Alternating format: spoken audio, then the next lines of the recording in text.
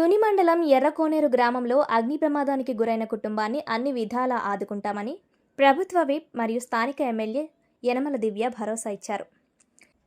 అగ్ని ప్రమాదంలో ఇస్రపు రాజు, సత్యవతిలకు చెందిన తాటాకిల్లు పూర్తిగా దగ్ధమైందని, ఈ విషయం తెలుసుకున్న ఎమ్మెల్యే దివ్య బాధితుల నివాస ప్రాంతాన్ని స్వయంగా సందర్శించారు. ప్రమాద తీవ్రతను అడిగి తెలుసుకున్న ఆమె బాధితులను ఓదార్చారు.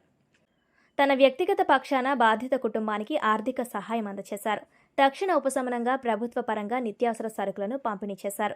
బాధితులకు ప్రభుత్వ నిబంధనల ప్రకారం పూర్తి స్థాయిలో పరిహారం అందేలా చర్యలు తీసుకుంటామని హామీ ఇచ్చారు. ఈ కార్యక్రమంలో సీనియర్ నేతలు యనమల రాజేష్, చింతమనేడి అబ్బాయి, తహసీల్దార్ G Prasadarao, rural SI Krishnamacharyulu, స్థానిక నాయకులు కొల్లు వెంకటేష్, పప్పు వీరబాబు, కొల్లు కుమార్, పప్పు నవీన్, కలగా శ్రీను, బందం బుచ్చి, కాతా గోవిందు, గజ్జి రాంబాబు, పేరూరు కృష్ణ, గొర్ల వీరబాబు, గెట్టం శివ, చామంతి సత్యబాబు, కొల్లు సత్యనారాయణ తదితరులు పాల్గొన్నారు.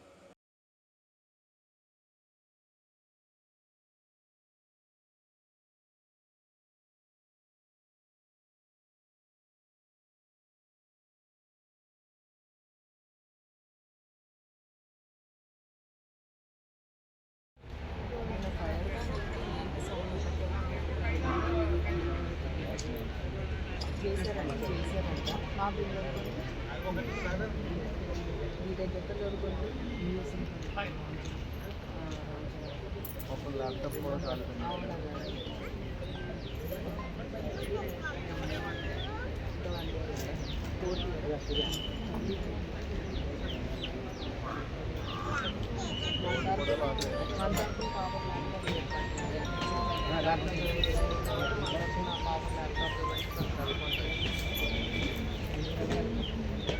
గోల్డ్ ఉంటుంది.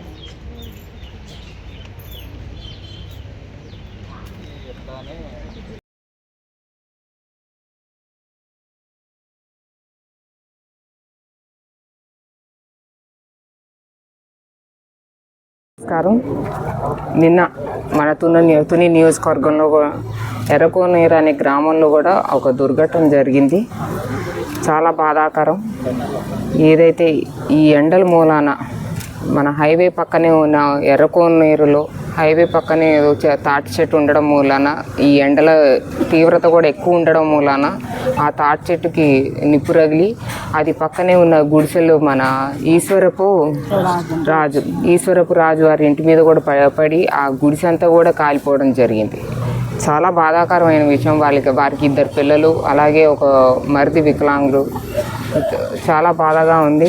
వాళ్ళ కూతురు కూడా జస్ట్ ఇంజనీరింగ్ 3rd ఇయర్.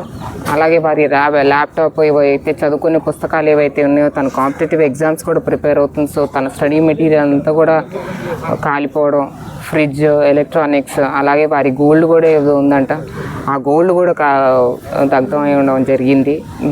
వాళ్ళందరూ కూడా చాలా దీనస్థితిలో ఉన్నారు. వారందరికీ నా వంతు సహాయంగా, ఆ పాపకు చదువుకుంటుంది కాబట్టి ఆ పాపకి నా వంతు సహాయంగా తనకు ల్యాప్టాప్ ఇవ్వడం జరుగుతుంది. అలాగే వారికి ఇల్లు కూడా IAYSP స్కీమ్ ద్వారా వారికి త్వరలో ఇల్లు మంజూరు చేస్తాము. అలాగే మన CMRS ద్వారా కూడా వారికి కొంత క్యాష్ అనేది ఏర్పాటు చేయదలుచుకున్నాము. ఇప్పుడు MRO గారితో కూడా మాట్లాడాము. వాళ్ళకి ఎసెన్షియల్స్ కూడా ఇవ్వడం జరిగింది.